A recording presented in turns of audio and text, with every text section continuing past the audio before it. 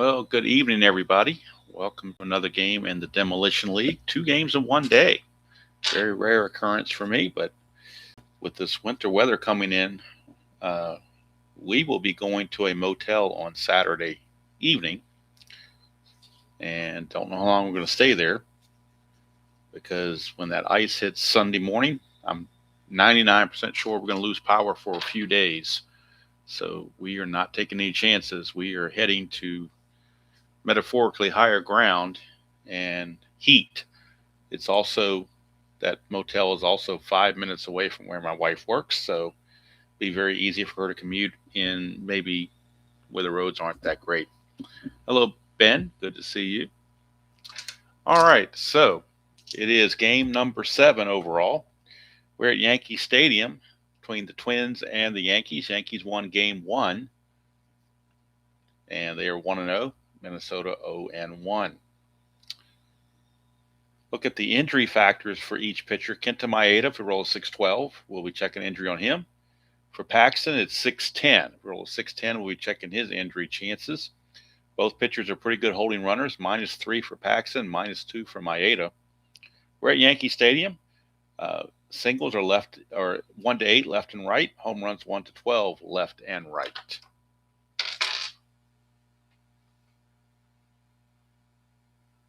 Ooh, sounds very interesting there. You probably are used to that kind of weather though, and probably have a generator and everything else. We don't have that, so if we lose power, we have nothing to keep us warm, and it's going to get down to the single digits on Monday morning, I believe. So we had to do something.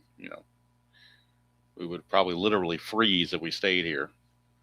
Now, if we don't lose the power, great, but can't take that chance. So that's what we'll be doing. So I'm going to try to get as many games as I can in now. Probably won't have time on Saturday to play a game live on Saturday because we're getting everything ready, packed up and ready to go. Probably will do a couple of recorded games tomorrow and then piecemeal them out over the next couple days. So, all right, enough of that.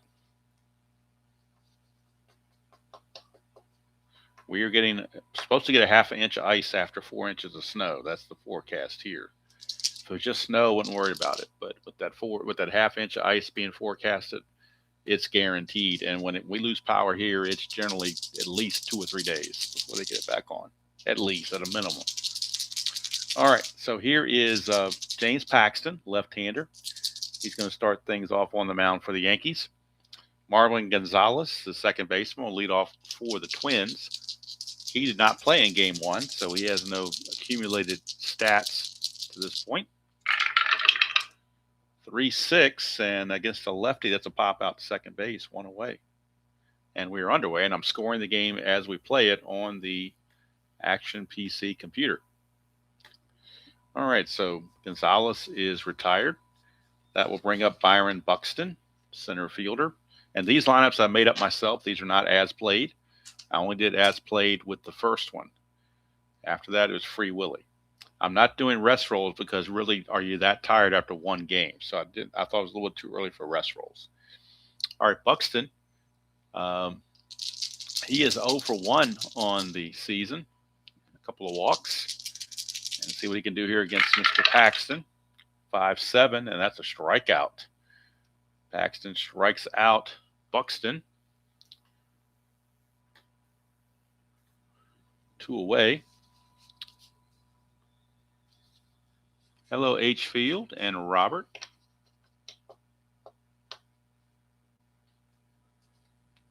I might rather take the 12 inches of snow than a half inch of ice.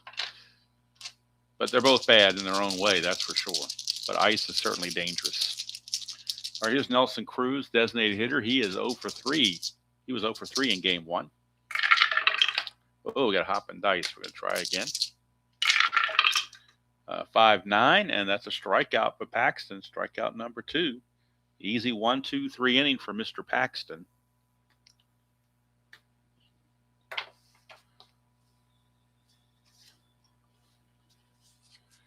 And that's going to do it for the Yankees. Here's Kenta Maeda. He will get the start for Minnesota. And he'll be facing switch hitter Aaron Hicks for the Yankees. Hicks was 0 for 4 in the opener. 1-4 for Hicks. He'll draw the base on balls. Leadoff walk for Mr. Hicks. He does not have the asterisk by him, but I think to be realistic, we're going to hold him on anyway, because that's what they would do in real world. Here's Brett Gardner. Gardner 0 for 2 in the first game. It's a 3-7, and that's a split chance, but a 1 is a single, and else he lines it to first. So he will line it right to Miguel Sano for out number 1. 1 away. Or 2 away, actually. And here comes Aaron Judge. Judge 0 for 4 in the game as well. Mike Stanton did all the damage in game 1. 5-8, and that's a 1-6 double. That's a 3. It's a double, and it's assumed to go to center field. Center fielder Buxton is a -2 arm. Hicks being held is a 14, so -2 there is a 12. I think with the big guy Voit and Stanton coming up, you're going to hold him at third base. So a double for Aaron Judge puts runners at second and third with only 1 out. And that brings up Luke Voit, first baseman and cleanup hitter. Infield back, it's early. 6-6, and that's a fly ball right field B, so it doesn't matter where they were. It's a sacrifice fly to right field for Luke Voit. And for Voit, that is his first run batted in of the season. Sacrifice fly. 1-0 Yankees. 2 down, and here is Giancarlo Stanton. He is 3 for 4 in game 1 with 2 home runs. And this is Stanton up now in the clutch because Judge is at second base. In the clutch, he's actually neutral. Has no change.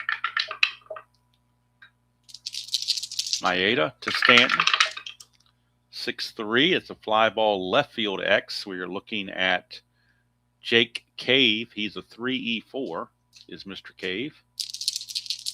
Yes, this is the Imagine set. Absolutely. 3 and a 3 is not good. Jake Cave could be in trouble. 3-3 is going to be a double 2 stars. That's a 14. He's an E4. There's a 15 and a 16, a 15 and 18, but no 14. But it is a double. RBI double from Giancarlo Stanton, and he continues his hot hitting. It is now 2-0 Yankees.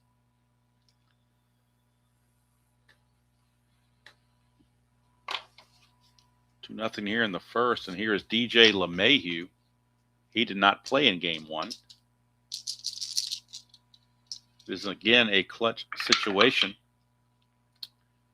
and in the clutch, he gets 1 hit on 2-7. Everything else is neutral.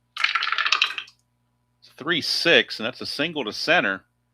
Stanton doesn't run well, and Buxton is a -2. But let's see, there are 2 outs, makes him a 14. Not being held makes him a 15. -2 is a 13. 1-13. They're going to send him, and the Twins are going to throw through the plate. That means LeMahieu is going to go to second on the throw regardless.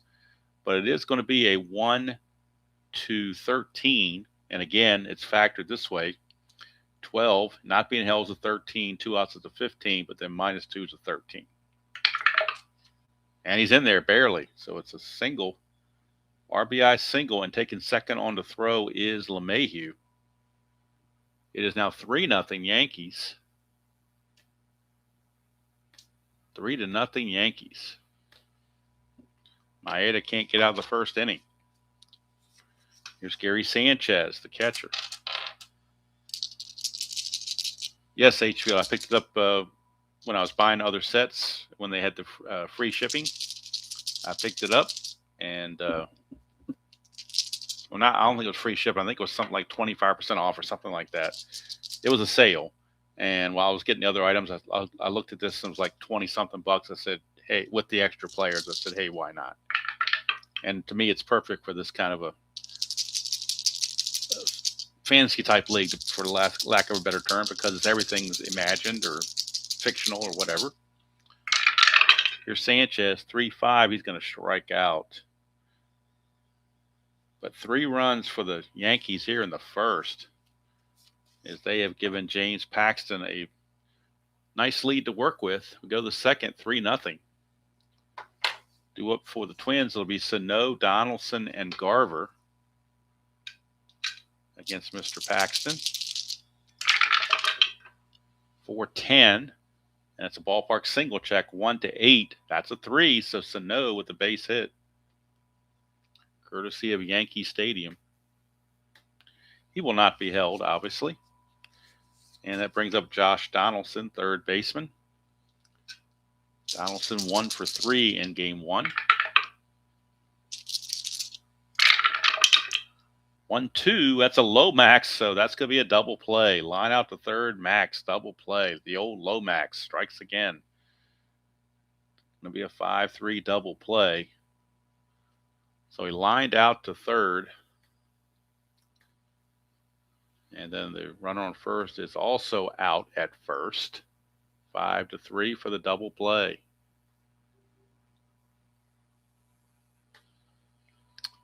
So there are 2 away. Bases are clean for Mitch Garver as the old Lomax strikes again. Garver was 0 for 4 in game 1. 5-2. It's a single to left field, so Garver gets his first hit of the season. And now that double play looms large, as that single just puts Garver at first with 2 outs, and now it's going to be Max Kepler, one of the few lefties in the lineup. Him and Cave are the 2 lefties. Kepler, 0 for 4 in game 1.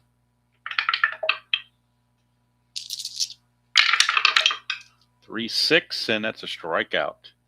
Third strikeout for Paxton, and that'll take care of the Twins in the second inning. No score. For them, it's still 3-0 Yankees. Go to the bottom of the second. Due up for the Yankees, the bottom portion of the order, Gleyber Torres, Gio Urshela, and then back to the top of the order for Hicks.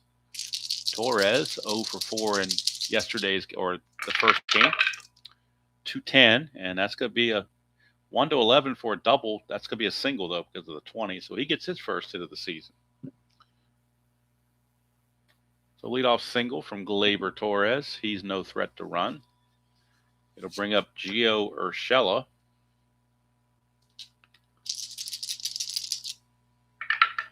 Urshela, 0 for 3, but 1 for 3 with a run batted in on the first game. 1-5, and that's going to be a ground ball to short. There is the Giovanni's Tailor Shop tailor-made double play. 643. You're in Lemoyne, Pennsylvania, be sure to stop by. Giovanni's Tailor Shop, the unofficial sponsor of the Demolition League and the Demos channel. Tell them Demo sent you. You might get a discount. The 2 outs, base is cleared, and that's going to bring up Aaron Hicks. 1-10, and that's a solid double. Boy, that double play came in large now. That's a solid double for Hicks. Puts him in scoring position with 2 outs for Brett Gardner. Gardner in the clutch will lose a hit on 2-8 and on 3-5. Maeda in early trouble again. 1-10, and that's a ground ball to second, so he gets out of the inning. Double play kind of saved his bacon. So that's the end of 2 complete, with the score still Yankees 3 and the Twins nothing.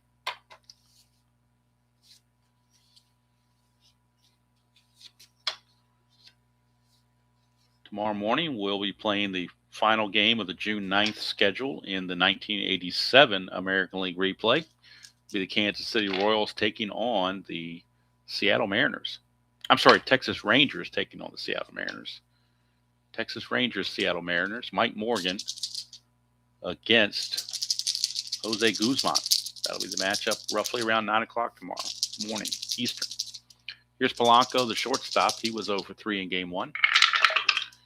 3-2, switch hitter batting left-handed. That's a fly to left. 1 away, and that will take us to Jake Cave. Jake Cave, the left fielder in this one. Cave is 1 for 2. He had a home run in that one hit in the game 1. That was against a right-handed pitcher. See how he does against a lefty. 2-6. He's going to strike out against that lefty. Strikeout number 4 for Paxton. 2 up, 2 down, and we flip the order over to Marwin Gonzalez. Switch hitter popped out to second his first trip. 1-9 against the lefty. That's a home run, 1-19, and that is gone. Marwin Gonzalez didn't waste much time getting his first home run of the replay in just his second at bat of the season. 1-9 is a 1-19 home run, and that's a 12. Home run, Marwin Gonzalez. It is a solo shot. Cuts the lead to 3-1.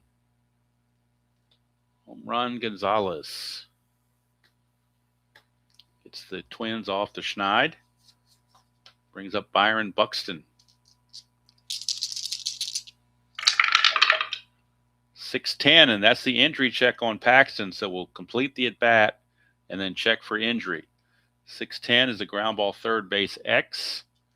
Third base is Urshela. He's a 1, so we know he's going to get to it. We're just checking the E5. And for a third baseman, and E5, the only errors are 15 and 17. So he's got to avoid 15 and 17,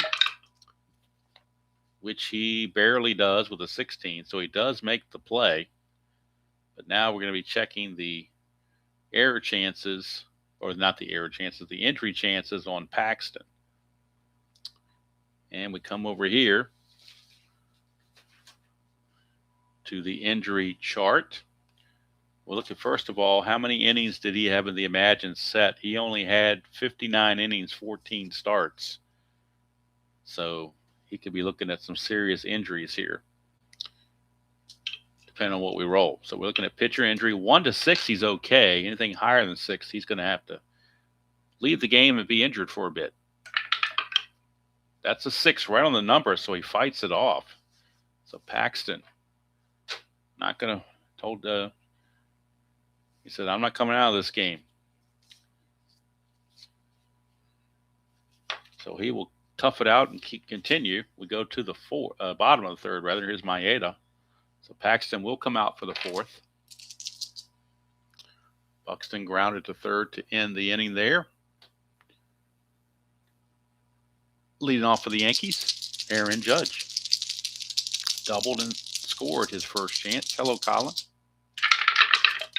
6-7, and that is a ground ball second base X. We are looking at Gonzalez. He's a 3E8, is Mr. Gonzalez. 3-12, he'll get to that. E8 and a 9 at second base shouldn't be a problem. It is not. Only errors are 16, 17, and 18, so Gonzalez makes the catch, throws to first for out number 1. 1 away, and that's going to send up Luke Voigt. Had a sacrifice fly his first trip.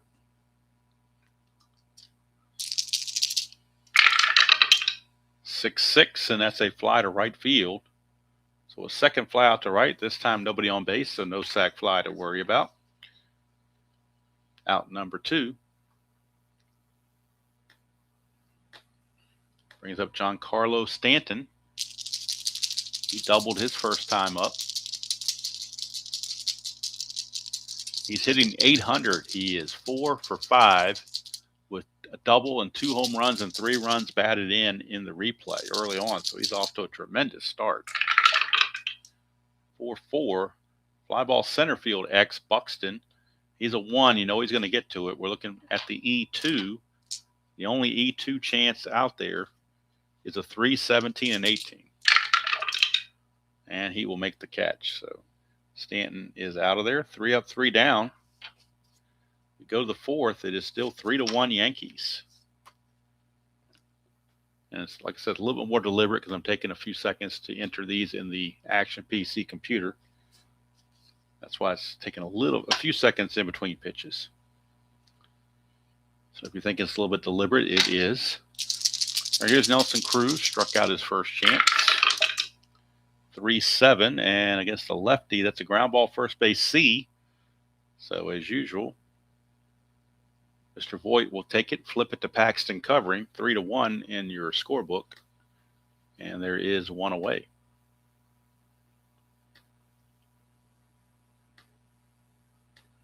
One down.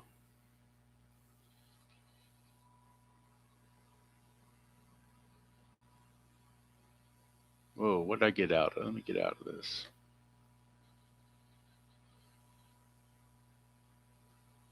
In the world just happened. Okay.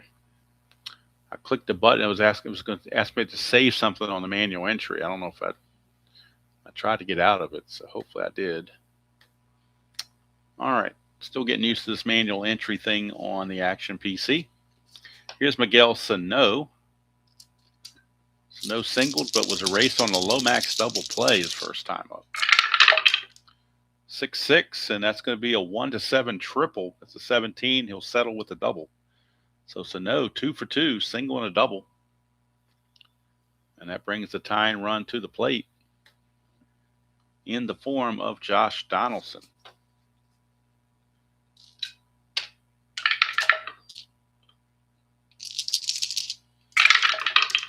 The 2-6, and that's a ground ball to short. That'll free Sano at second, 2 down.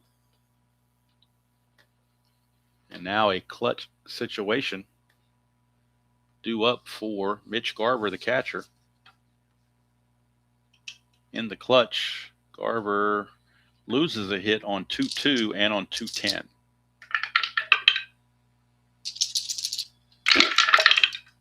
"3-8" is going to be a pop out to short, and that will end the inning. So the double doesn't amount to anything. We go to the bottom half of the fourth inning. Score still 3-1 Yankees.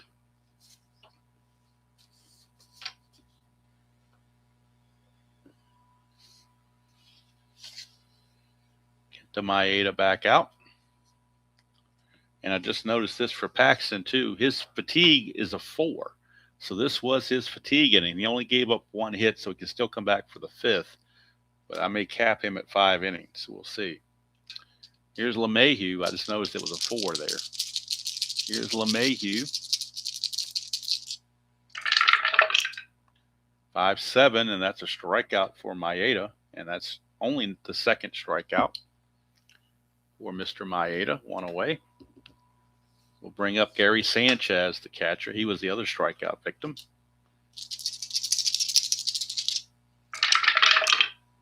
2-9, and he's going to strike out again. Back-to-back Ks. 2 quick outs, and we flip it over to Gleyber Torres.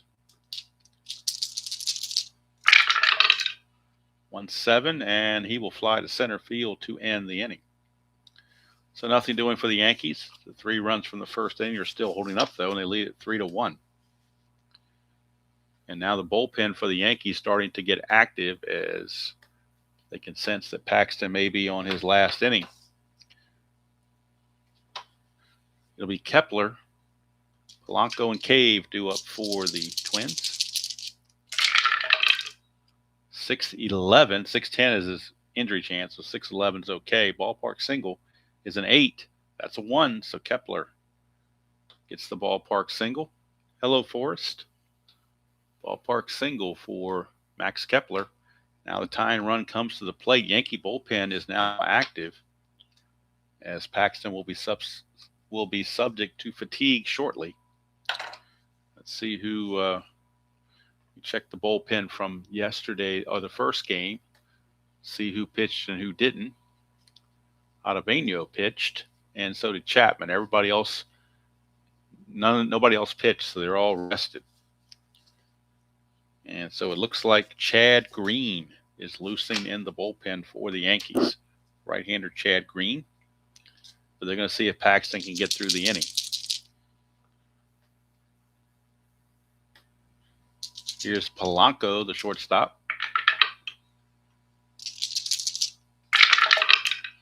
6-6, and that's a 1-7 triple. 8-20, so that's a triple for Polanco. Polanco with a triple, and that makes the score 3-2 as the Twins climb that much closer. A triple from Polanco will score Kepler. And now, wonder if the Yankees might go to Green after Cave, because they're going to let Paxton pitch to Cave, lefty on lefty.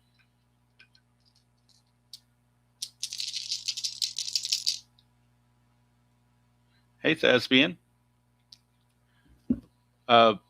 Demolition just means it's a takeoff on Tenacious Earl's Tenacious League. He used the word tenacious because it had the 10 teams in it. Well, I'm doing the same kind of league with my own little modifications, but theoretically it's the same kind of league. And I wanted to make a name for the league. So the first 4 letters of my channel, demos. So I wanted to do something with demos in it. So that's why I called the Demolition League, because you can have injuries, you can have everything. Anything is possible. Injuries, ejections, whatever are all possible. All right, so here's Jake Cave. Hello, Mr. RJL. Sorry about your Canes. They gave it a nice outing, though. Nice fight to the end. Hard to beat those 24 and 25-year-old guys. So. All right, so Cave is up. Infield is in for the Yankees. Still don't know what number 87 was doing on the punt blocking team. I'm not sure if he was paid off or whether he just had a brain fart. I'm not sure which was the case, but it looked like he made no effort. It was a total Olay on the punt block. All right, here's Cave. 1-7. That's a 1-15 single. And the Yankees have given up the lead. It is now tied at 3 apiece. And I think that's going to be all for Mr. Paxton. He's going to have to leave the game. RBI single from Jake Cave has tied this game at 3. And Paxton will depart. He can't win it. He could possibly lose it because he is responsible for this runner. So he's going to go 4+. Didn't even make it past 5 innings. He's going to give up 7 hits and so far 3 runs. But again, he is responsible for this runner as well. He struck out 4 and did not walk anyone. And Chad Green is your new Yankee pitcher. Chad Green on the Imagine set is given statistics of 8-6 with a 3.12 ERA and 1 save. So Chad Green, I got to bring him in on the Action PC computer so we can get him into the ball game. And again, the only pitchers that pitched in Game 1 for the Yankees were Ottavino and Chapman, so everybody else is completely rested. So Cave, no threat to run. Green is a +9 hold, which is horrible. Here's Gonzalez. He hit the home run his last time up.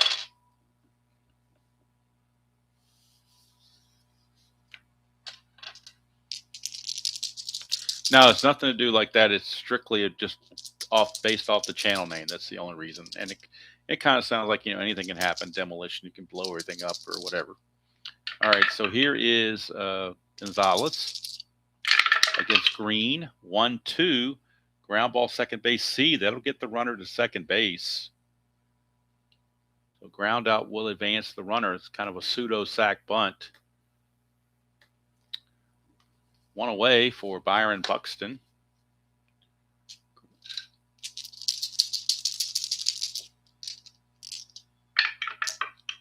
Nothing happening on that. 6-7 for Green. That's a ground ball, second base X. They weren't holding Cave on. So the second baseman, LeMahieu, will keep his 1E20. 1-14, he gets to it. 1-14 is a G1, but with a hit to the right side, the runner is going to get to third anyway. That's an 11, and LeMahieu is a 20. E20 and an 11's good play. No problem. So another 4-3 ground out with now the runner going to third. So now there's 2 outs, and Cave, the go-ahead run, is at third base. Clutch situation again, this time for Nelson Cruz.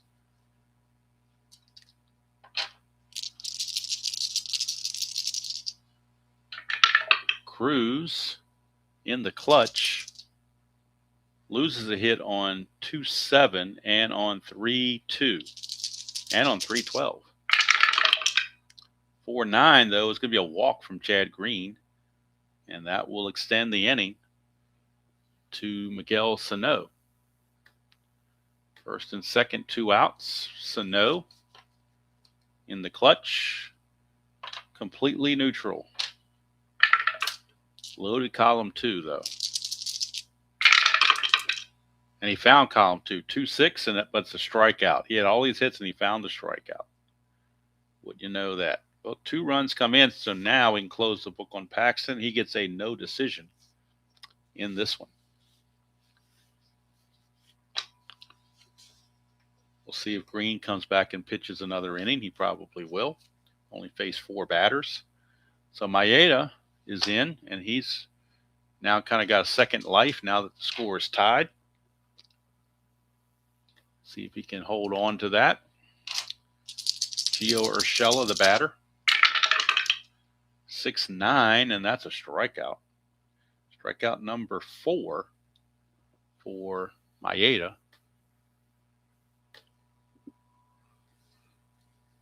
One away. Flip the order over to Aaron Hicks. He has walked and doubled. Switch hitter. 5-6, and that's a fly to center. One center fielder flying out to another one as Mr. Buxton makes that play. 2 down for Brett Gardner. 6-6, and that's a fly to left field.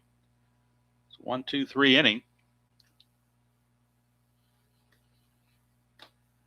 We go to the top of the 6th. We're all tied at 3 apiece here at Yankee Stadium.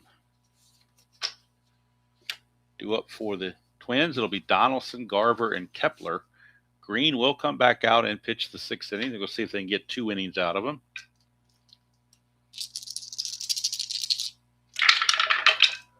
6-9. I need to check the injury chances on Green, but we'll do the at-bat first. 6-9. That's an in-home run chance, 1-17, but that's a 19, so it'll be a double for Donaldson. No home run, it will be a double.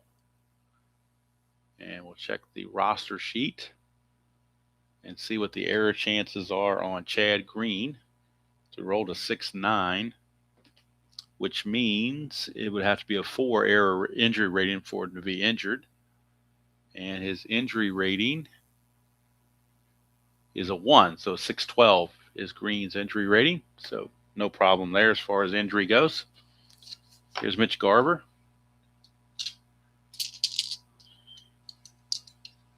So Donaldson, the leadoff double, or the leadoff double for Donaldson.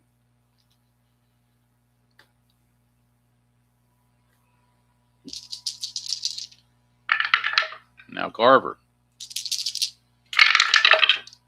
5-4. Ground ball third base X. That is going to be Mr. Urshela. He's a 1E5. 1-17. He'll get to that easily and hold the runner. That's a 10, and he's an E5. That shouldn't be any problem at all. It is not. So Urshela makes the play, looks Donaldson back to second. 1 away.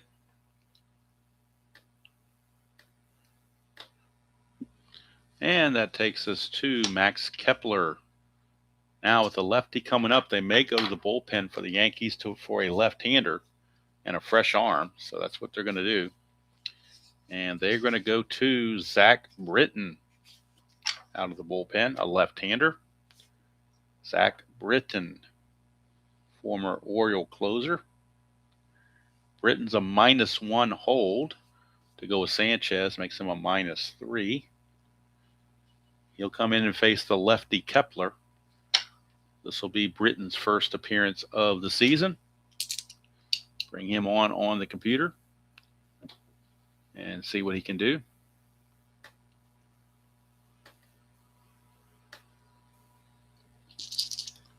Facing Kepler. 3-5 is a strikeout. So Britton strikes out Kepler 2 away for Polanco. Now a clutch situation for Polanco. And Polanco in the clutch against lefties gains a hit on 1-7 and on 2-11 and on 3-6. So he's definitely a positive in the clutch situations. That's a 1. That's an automatic wild pitch. His wild pitch is a 20, so it's an automatic wild pitch. That will move the runner to third base.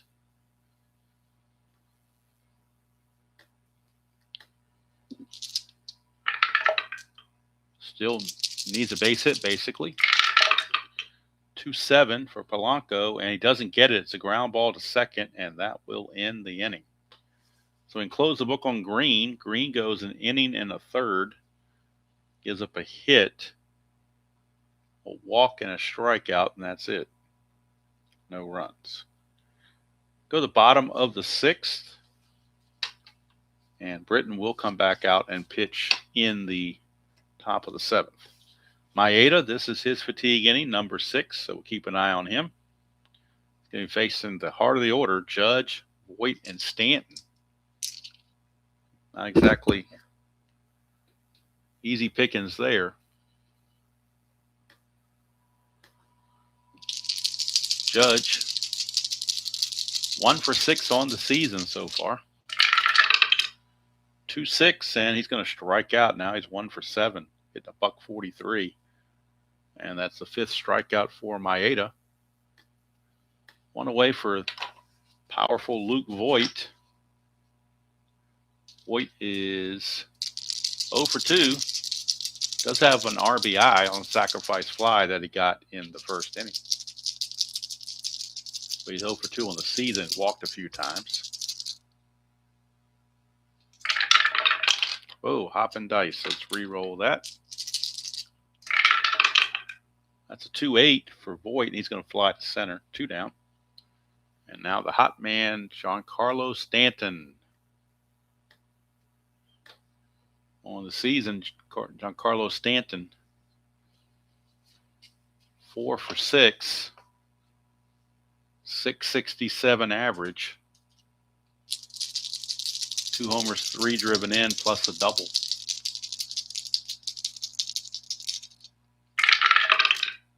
.39, and 1 for a home run, most likely going to be a double, though. So Stanton continues his hot hitting, his 2nd double of the game for Giancarlo Stanton.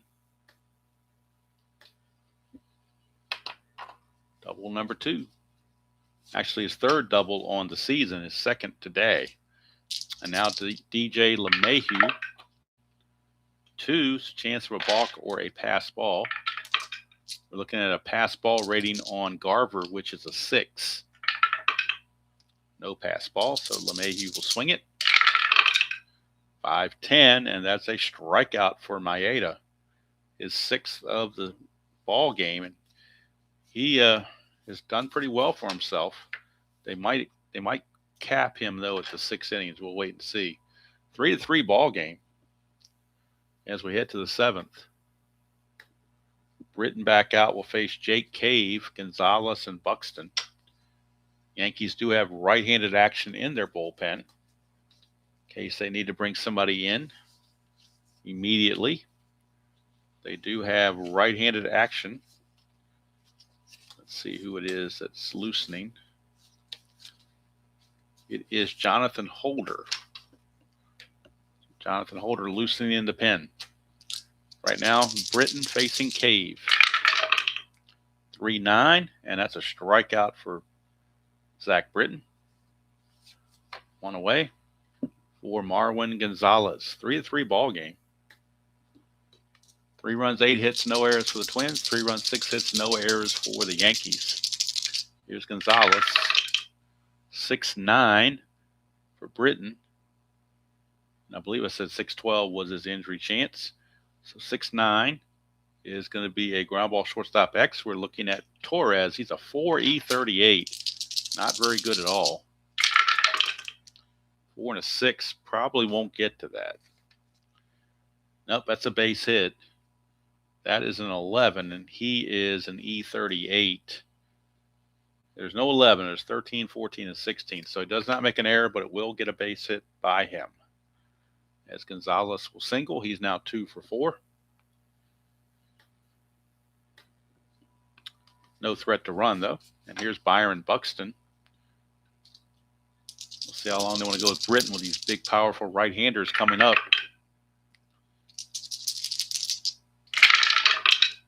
5-8. Ground ball second base X, possible double play. LeMahieu's a 1E20, so it's very possible they might turn the double play.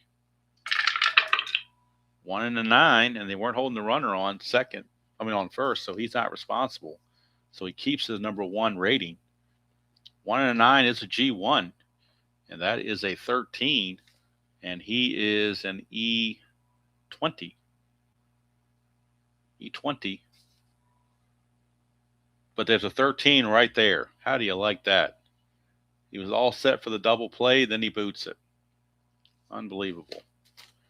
E4 should have been a double play, and that could really come back to bite him. That one base error by the normally reliable DJ LeMahieu puts runners at first and second with 1 out, and Nelson Cruz, the batter, and the way he pummels lefties, I think they're going to get Zach Britton out of there. And they will go to Jonathan Holder, the right-hander. In the imagined season, they have Holder being 6-1 with a 4.86 ERA and no saves. For Britton, let's see here, Holder. For Britton, let's see what he did. He went 1 complete inning over 2. Got 2 outs here, 1 out here. A hit, no runs, 2 strikeouts, no walks, but he is responsible for those 2 runners on base. So Jonathan Holder, a -1 hold, so that makes him a -3. So Holder facing Nelson Cruz, righty on righty matchup.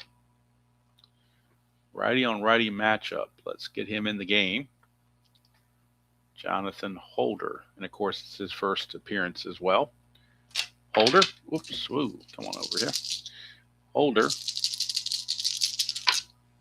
Facing Cruz, looking for that double play. Cruz is a double play candidate. They could certainly use one right here. 5-10. Ground ball shortstop X. But that's Torres. That's bad news. Forget the double play. He'll be lucky to even get to the ball. 4 and a 10. He might actually get to this ball. 4 and a 10 is a G3. He's not holding anybody on, so the pound's irrelevant. It will be a G3, assuming there's no error. That's a 13, and he's an E38.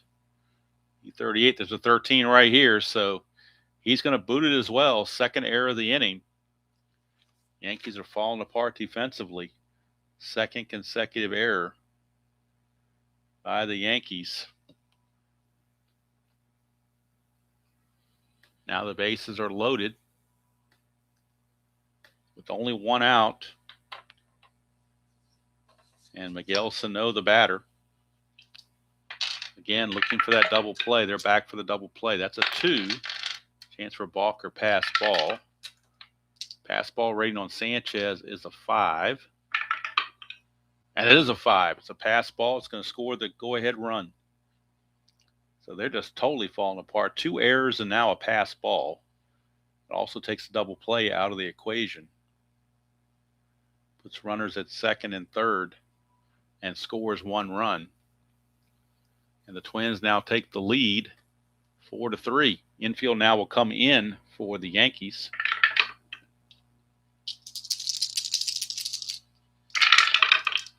.64, and that's a ground ball third base X. That's Urshela. The infield is in. He's a 1 with a 12. Should be a G1, I would think. Yep, sure is. That's a 12, and he is an E5. And there's no problem there. So with a G1, that means the runner's just going to hold. 5-3. Let me double check it and make sure that's the case, but I'm pretty sure it is. Second and third, infield in, G1. Yep, batter. Only plays on the batter. All right, so it's a ground out to third for out number 2. Infield can go back to normal now for Josh Donaldson. It is a clutch situation. Donaldson in the clutch will lose a hit on 2-5, 2-9, and that's it, 2-5 and 2-9.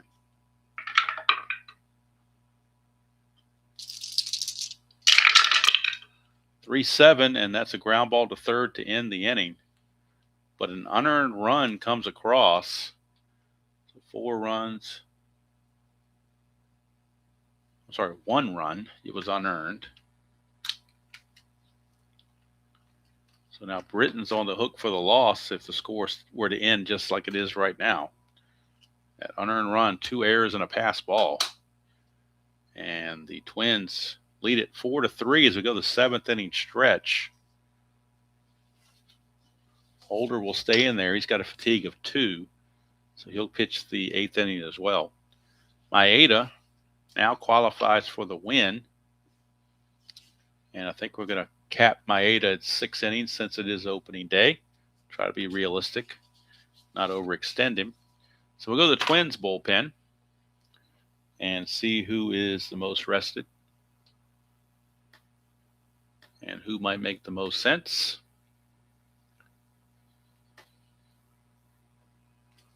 And we have, and the Action PC computer is telling me that Maeda is very tired, for whatever that means.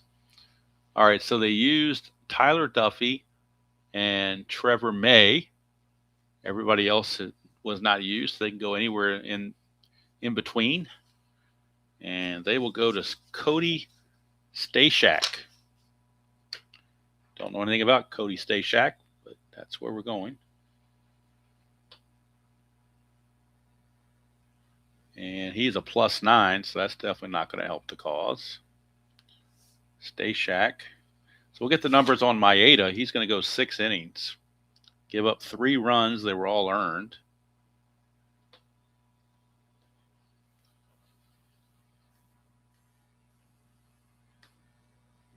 Give up 6 hits.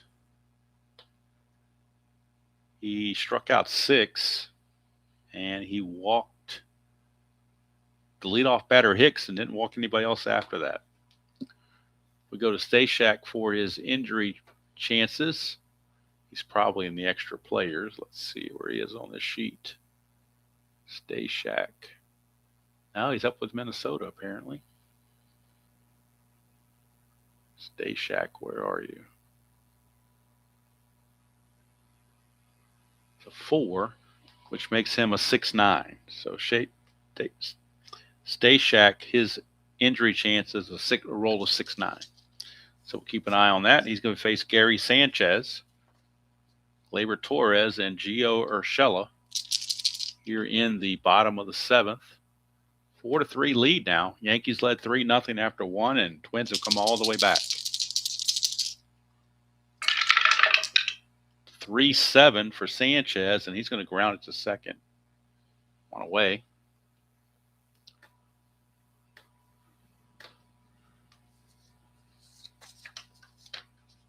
Here's Gleyber Torres.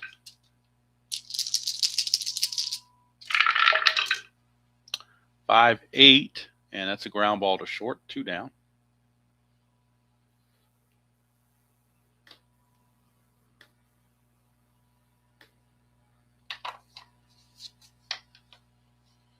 And Gio Urshela. 4-7. That's a 1-7 double. So a 2-out double for Gio Urshela. 4-7. 1-7 is a double. That's a 5. 2-out double by Urshela. He is the tying run for Aaron Hicks in a clutch situation. Hicks in the clutch is going to get one hit on 2-3, and that's it. Everywhere else he is neutral. 4-9, switch hitter batting left is a strikeout. Stashak got him. And he'll come back out and pitch the 8th as well. He's got 2 innings for fatigue. So we'll go to the 8th. Still 4-3.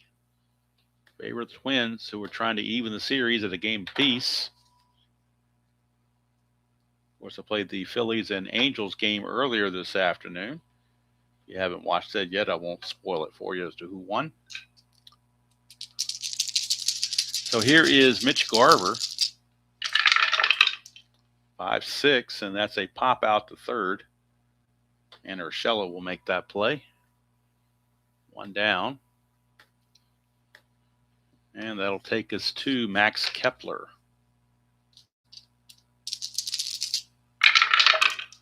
5-9. Ground ball shortstop X. We are looking again at Torres, which is terrible. 4E38. 4-6. Probably going to get through for a hit. And it will.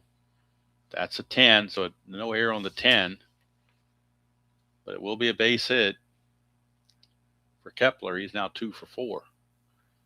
For Torres, definitely a weak spot in the infield, but he's got a good bat. So you get a trade-off there. Here's Polanco. He is 1 for 3 with a triple.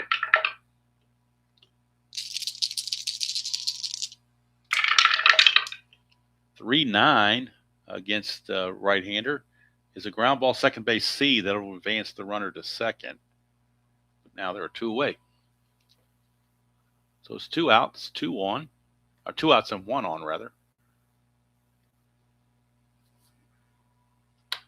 Kepler in scoring position. It's a clutch situation for Jake Cave. And Cave is completely neutral except for 2-2. He loses a hit on 2-2. That's a 1. Holder's wild pitch rating's a 9.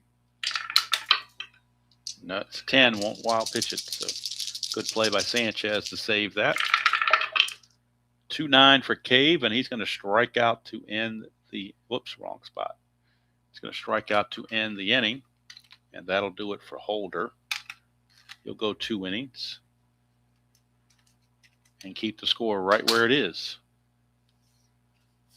So Holder, 2 innings pitched, and he's going to get 2 strikeouts, 1 hit, no walks, no runs.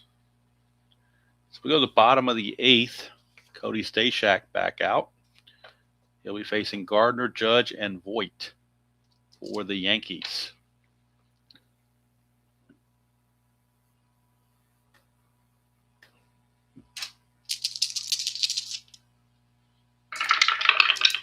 That's a 3-5 for Gardner, and that's a single, solid single for Brett Gardner. Tying run is on base, and he might be looking to run.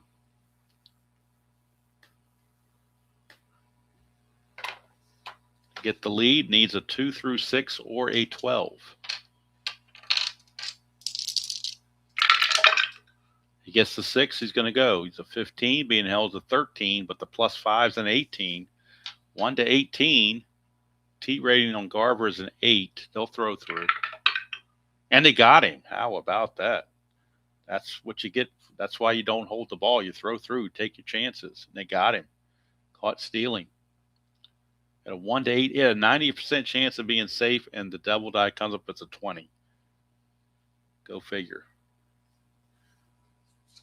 So Gardner is out, caught stealing, and now Aaron Judge coming to the plate.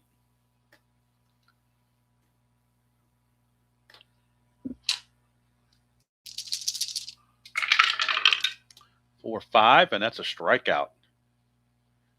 Judge is out on strikes. 2 down for Luke Voit.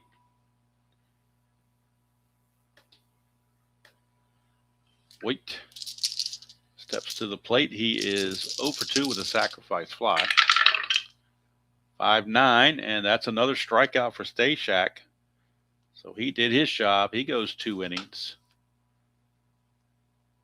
And they maintain the lead at 4 to 3. In 2 innings, Stashak gives up 2 hits and no runs. Doesn't walk anybody and strikes out 3. And we go to the top of the 9th. Yankees will need a new pitcher. For the Twins, in the bottom of the 9th, they'll go to their closer, Sergio Romo. He will be coming on to pitch and try to close the deal. Yankees will need somebody to pitch the 9th inning. It's going to be Gonzalez, a switch hitter, Buxton, righty, Cruiser. So they're looking for a right-hander. And they're going to go to Nick Nelson. He is the 5th Yankee pitcher to come aboard. He's a +1, which makes him a -1. So Nick Nelson will come in and pitch for the Yankees. Bring him on in the computer.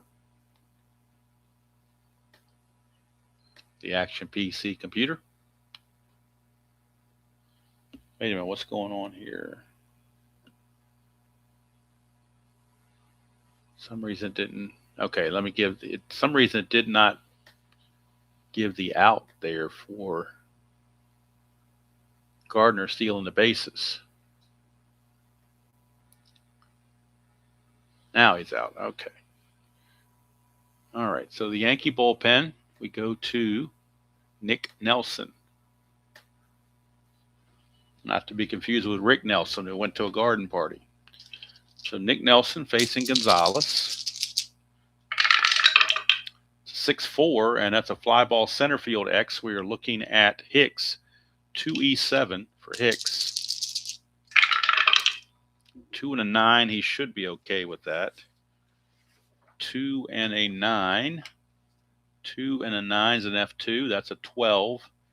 And Hicks is an E7.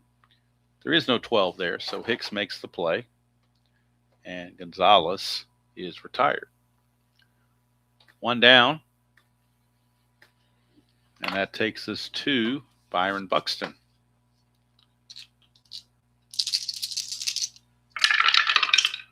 Oh, we got a leaner. I'm going to re-roll that. That white die was leaning. It was kind of going to fall to 5, but it never did. So my rule is you have to ball be flat. 2-11. That's a foul out to third base. 2 down. And that's going to take us to Nelson Cruz. 3-5 for Cruz, and that's a strikeout to end the inning. So Nick Nelson does his job. He does have a 3 for fatigue, so if it goes extra innings, he'll come back and pitch the 10th if it goes that way. Right now we're going to the bottom of the 9th, and it's Sergio Romo, former San Francisco closer. In the Imagine set, he is 3-5 with a 4.11 ERA and 14 saves. So he is their quote-unquote closer. Sergio Romo trying to protect this 4-3 lead. +9 on the hold. Again, not good.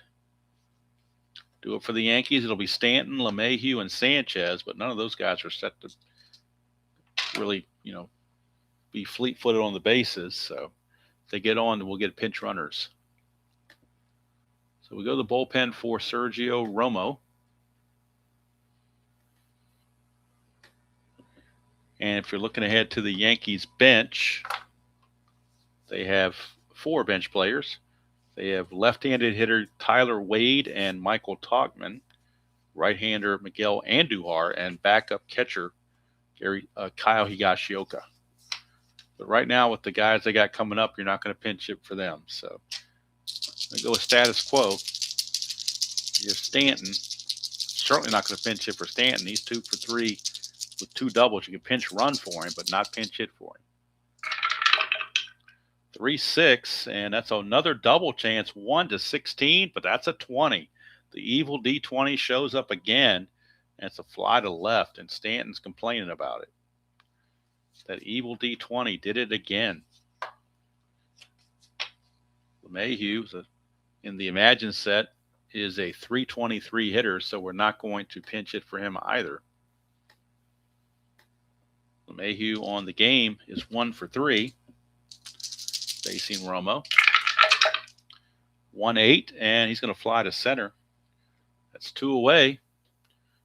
Twins 1 out away from evening this series at a game apiece.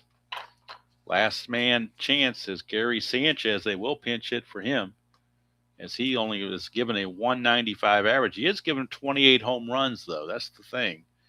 He could go for the long ball. He's got 3 diamond shots and a 1-12 chance. Or do you go with a left-hander, Tauchman or Wade? Well, Wade's not very good. Tauchman would be the only guy that could possibly be there, but he doesn't have much chance as far as power goes. So I think they're going to stick, even though he's 0 for 3, I think we're going to stick with Sanchez and hope for lightning in a bottle for that home run, because he's got those 3 diamond shots plus a couple of straight up home runs. So they're going to stick with Sanchez and see if he can get a long one off of Romo. 2-3, and he's hit by the pitch plus an injury. So Sanchez could be injured. He will be hit by the pitch, so they will have to pinch run for him. And they will use as a pinch runner Tyler Wade. He's a 1-16 runner, and he's got a good chance to steal. So Tyler Wade will come in and pinch run as they hit Sanchez with 2 outs in the 9th. Now we're going to see if Sanchez is going to miss any time. Go back to our thing here. 1-6. Stays in the game. 7 or higher, he's going to miss some time.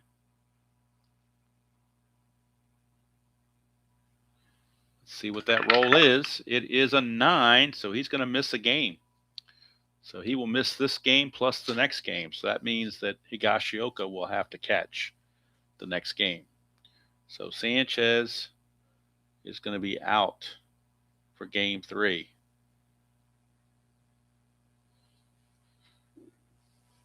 So that means Higashioka will have to catch in that game.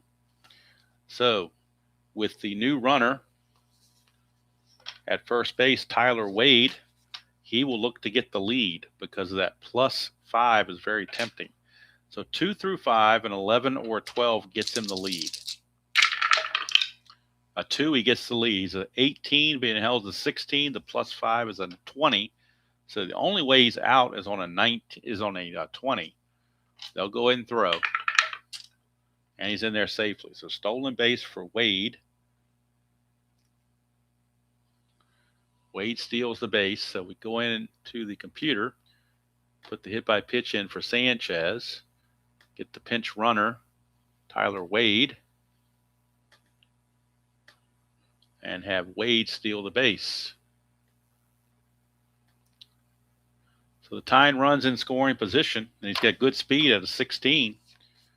Gleyber Torres is your batter. He's a 265 hitter in the Imagine set, 265 with 16 home runs. So we're not going to pinch him for him either. Like I said, could go with Tauchman, though. That's tempting to go with the lefty Tauchman. He's a 251 with 6 home runs in 271 at-bats. You don't need a home run, you need a base hit. So I think they're going to pull Torres, and they will bring on Michael Tauchman to pinch hit. If it goes extra innings, they will either keep Wade in the game to play short, which is what's probably going to happen, is put Wade in the game to play short, and he'll bat in this spot, and then they'll put Higashioka to catch in the 8th spot. So Michael Tauchman will get the call to pinch hit here in the 9th for Gleyber Torres. And for Tauchman, this will be his first appearance. He did not appear in game number 1. Clutch situation for Tauchman as well. In the clutch, he gains a hit on 3-3. And he gains a hit on 2-7. So he gains a couple of hits. So here we go. Clutch situation.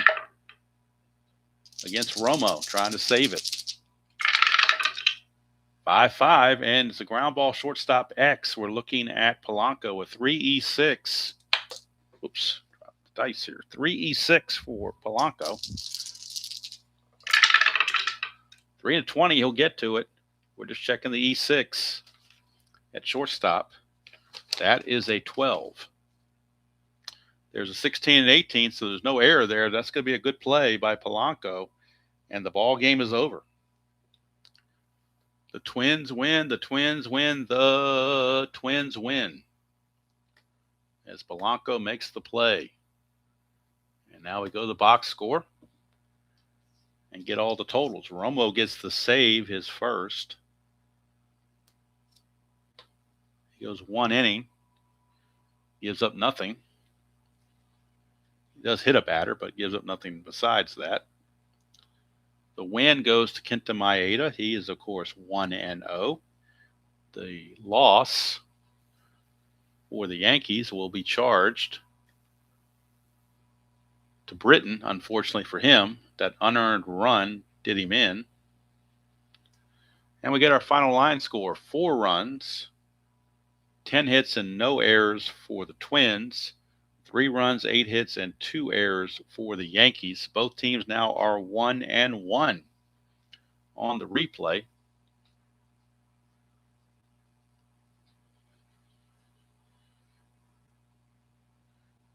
Joe, yeah, to put these in the Action PC computer, I had to create a league and take the existing 2020 season that I had, the real 2020 season that was in the Action PC computer, and take the 10 teams and bring them in, set them up in a league, 10-team league, make a schedule, and all that good stuff.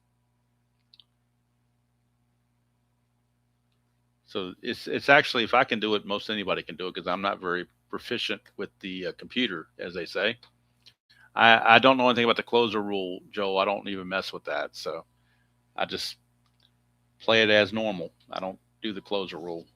That's one thing in the Super Advanced I don't do. I don't do closer rule. I don't do robbing home runs or blocking the plate. Other than that, I use the pretty much everything else in Super Advanced. So let's get the numbers on Nelson. He went 1 inning. 1 inning, and let's see here.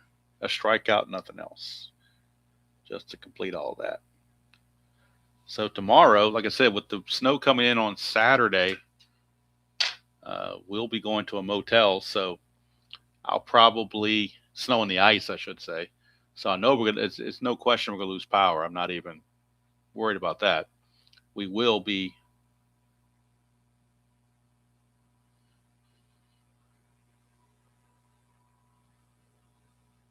Cards only, absolutely.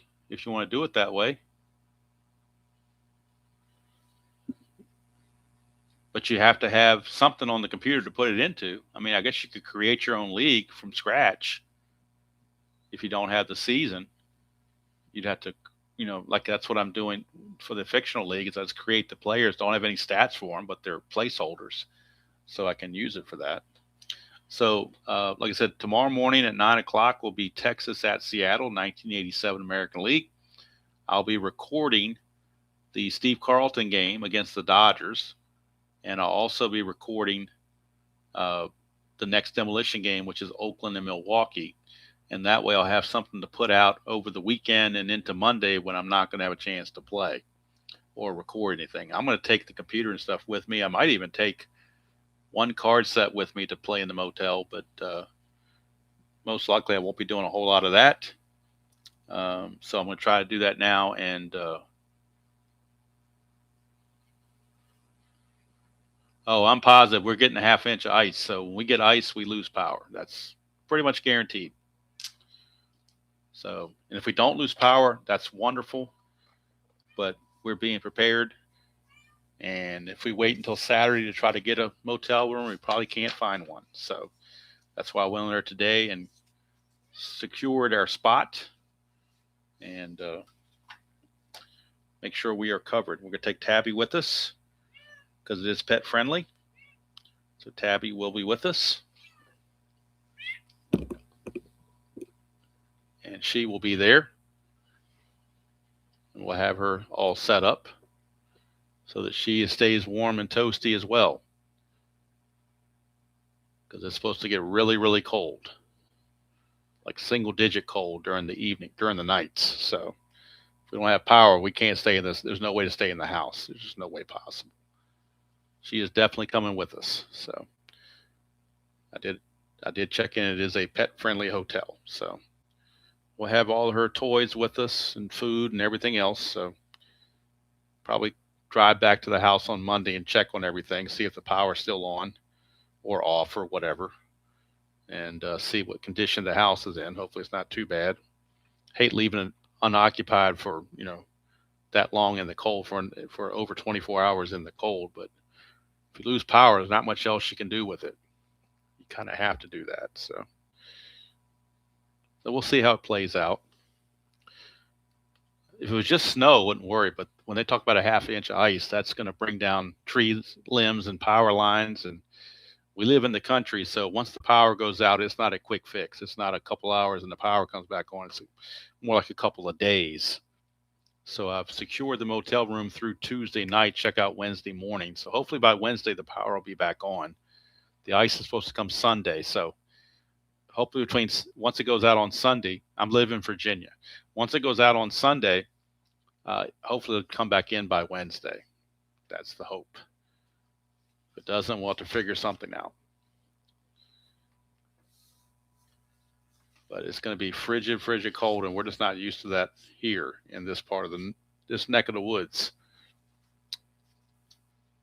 We don't have a generator or anything like that, so because we get these maybe once every 10 or 15 years, we get something catastrophic like this. So we'll see how it goes, how it plays out, but taking all precautions.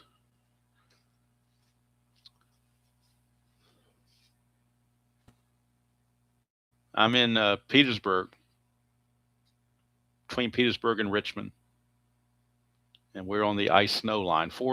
They're predicting 4 inches of snow with a half inch of ice on top of it is what they're calling for. But I mean, that can change up or down.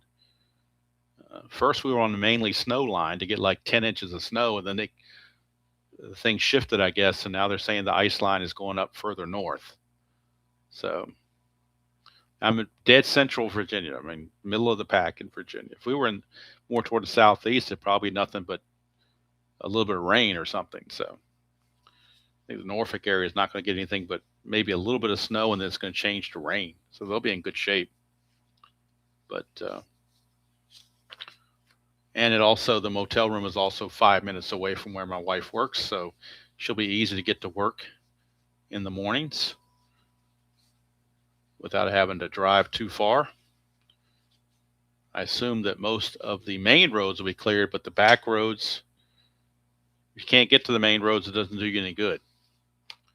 So we shall see what happens, but we're just taking precautions. Maybe we're over precautious, I don't know, but better to be safe than sorry.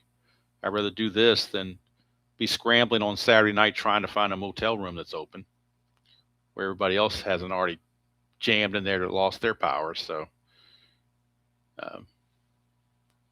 it's about a half hour away from the house, so it's not too far to drive back and check on things once the weather. But no, we're going to leave Saturday afternoon before the snow starts, and it's supposed to snow all night Saturday into Sunday. Then the ice comes in on Sunday, and it's supposed to sleet, freeze, and rain all day Sunday, and then it's supposed to stop Monday morning. So not going anywhere Sunday at all.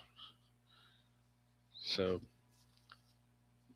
Monday I'll come back and check on, see how the house is doing. All right, so that's going to do it from here. Hope you all enjoyed that presentation of Strat-O-Matic Demolition League. Like I said, the next game will be recorded. It'll be Oakland and Milwaukee. I'll record that tomorrow so I can piecemeal it out over the next couple days. I will be doing the live game tomorrow morning, 1987 American League replay, the final game from June the 9th. It'll be Texas at Seattle.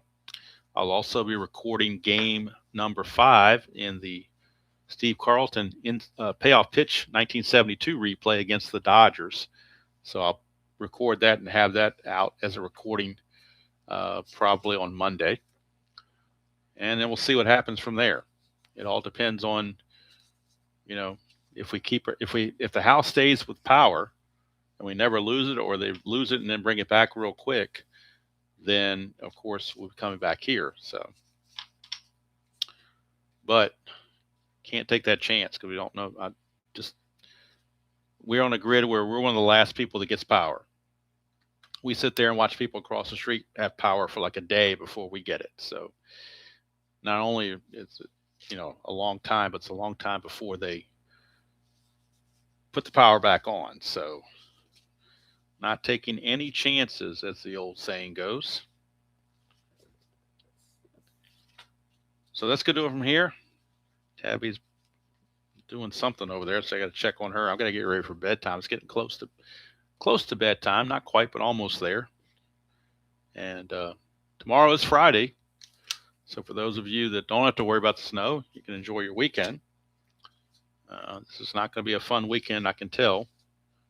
This is one of the weekends I'm not looking forward to because I don't know what's coming or the extent of what's coming, and we'll have to try to figure it out.